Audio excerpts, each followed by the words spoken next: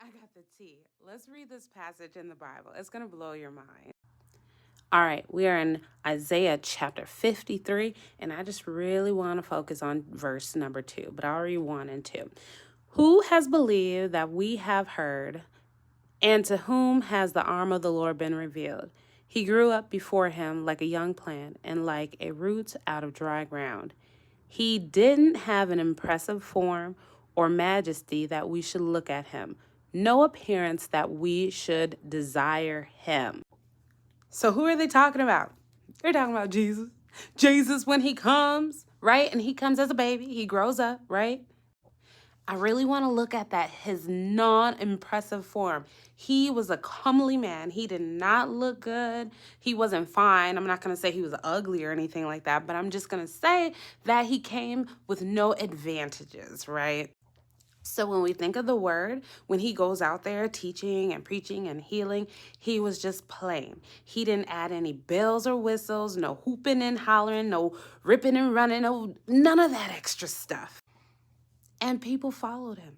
They were coming to him. They were listening to his teachings. They were being changed. They were being renewed. They were given new life. So that makes me think.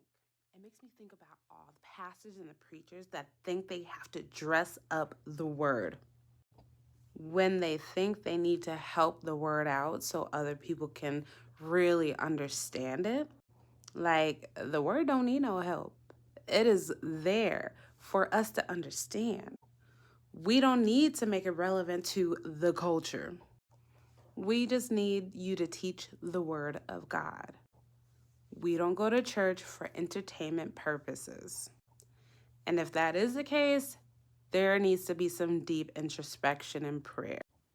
But some people will take that next verse, verse 3, and use that as a way to say, this is why we need, all that extra pizzazz.